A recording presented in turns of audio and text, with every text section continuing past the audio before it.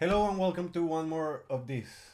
Let's make this, like I always try to, quick and painless. We're talking about the resolutions of the dominant into a tonic, the dominant seventh into a tonic. And like I said on the last video, these are the two most important chords in tonal music because the instability of the dominant seventh tends to resolve toward the stability of the tonic in its root position mostly.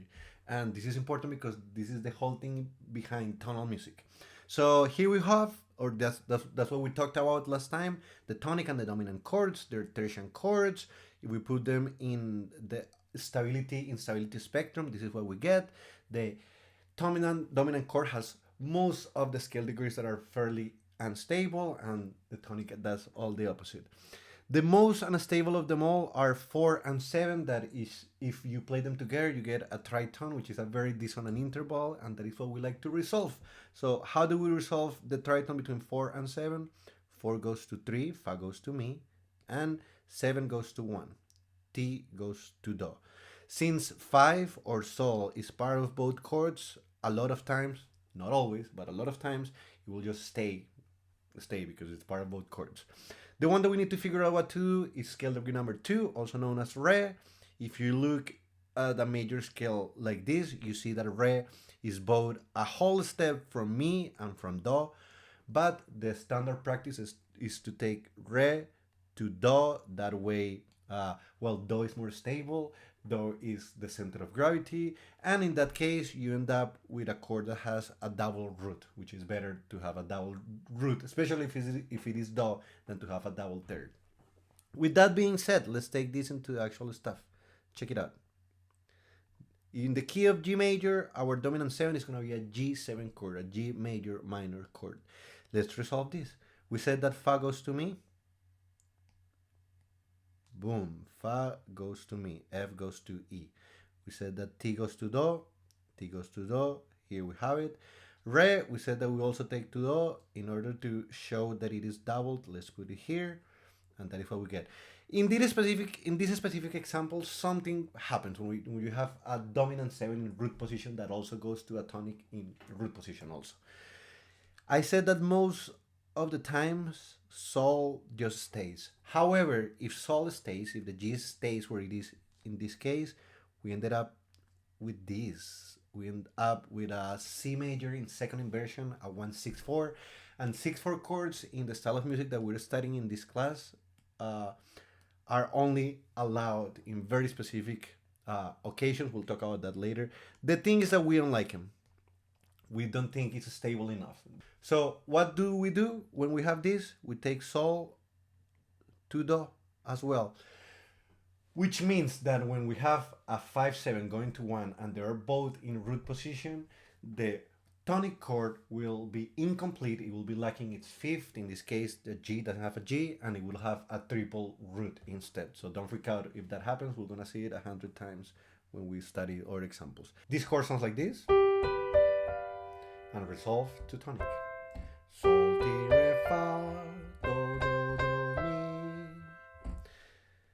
All the other examples are fairly straightforward as well. This is a G7 with B on the bass, a 5-6-5 or a dominant chord in first inversion.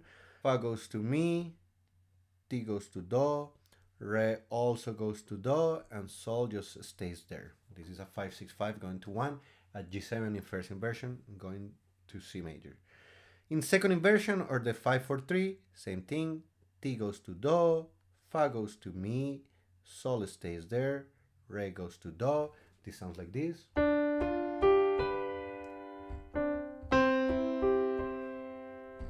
And if we take the last inversion, this is the one that is a little different as well. Check it out. Ti goes to Do, Fa goes to Mi, and here's the kicker on this. Since Fa goes to Mi, and that is the lowest sounding voice, the Mi, or the E in this case, is the base of the tonic chord, meaning that the tonic chord is in first inversion. This is a tonic in first inversion, a 1-6 chord. So always a dominant chord in third inversion, a 5-4-2, which has the 7th on the bass, resolves to a 1-6. That's the thing. It happens exactly the same if we go to a minor key. Oh, hold on. Every time that you get the chance to take something that you learn by theory to put it into your ears, do it. Which is why I'm gonna ask you to do this a lot of times with a lot of different keys, with some different keys. So.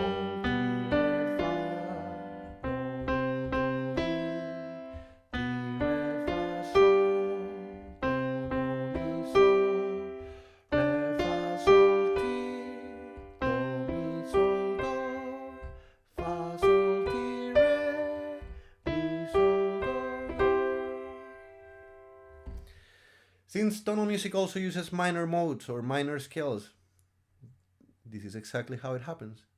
The only thing that is different, other than the key signature and the fact that the tonic is minor, is this: do not forget to raise the leading tone. Always raise the leading tone. So, boom. Why do we raise the leading tone? Because we use harmonic minor, so we can keep the same quality of the dominant chord, and so we can have that tritone between the third and the second that we need to resolve. So let me work all of this, and then this is how it would sound in minor. Sol, re, fa, do, mi, fa, sol, re, fa, sol, ti, do, mi, sol, do, fa, sol, ti, re, mi, sol, do. So that is how it sounds in minor. Do this in as many keys as possible. This is an example of how it would sound in the key of G major.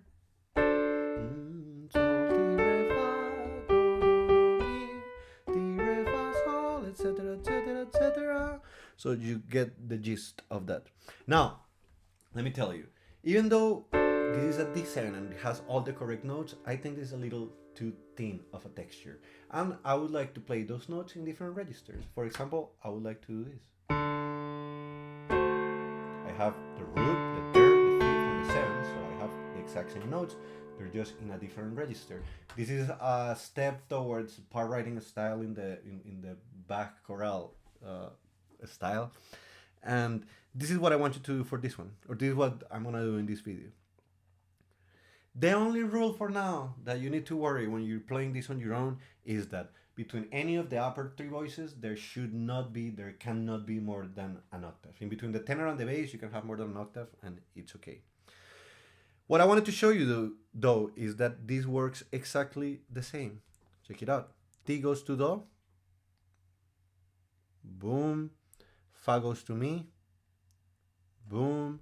Re goes to Do. The fifth of the dominant chord goes to a tonic. And Sol in the bass goes to Do. So we have our tonic chord with a triple root and one third that is incomplete. It's missing its fifth. That same way, this is the same way that the OR chords, these OR voicings work. 5, 6, 5 because it has the third in the bass, but same thing. T goes to Do, Fa goes to Mi. Sol stays the same, Re goes to Do. Fa goes to Mi, T goes to Do, Re goes to Do, Sol stays the same. Fa goes to Mi on the bass, and Mi is on the bass of the tonic chord, meaning that this is a 1/6. Re goes to Do, T goes to Do, and Sol stays the same. If you are wondering how this sounds, it will be something like this.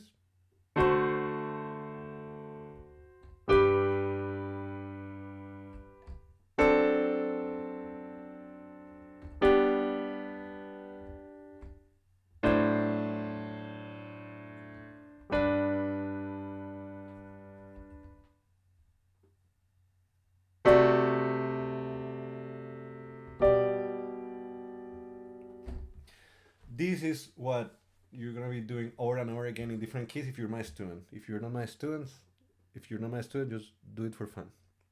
Here's the thing though.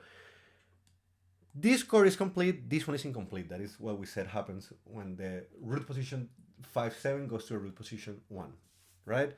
There's a trick to make there's two tricks, but in this one we're gonna only see one. There's a trick to make the tonic complete, and this is the trick. This is the chord as we had it, right? This is the dominant 7 chord. It is complete, it has the root, the third, the 5th and the 7th. If I make it incomplete by erasing this 5th and instead doubling, I'll put it on red, doubling the root. Now this chord has 2 roots, double root, and it has no 7th, no 5th. If I make it incomplete, then check it out. Fa goes to mi, ti goes to do, sol goes to do in the bass, but now the other sol, the bass, the double root that we have, can just stay there, and we have a complete tonic chord. This will sound like this.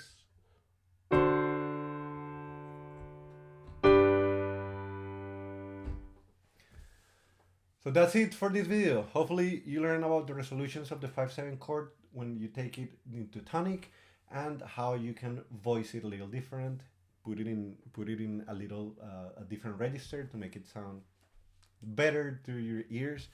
And that's it. If you're my student, I'll tell you what to do next. Bye bye.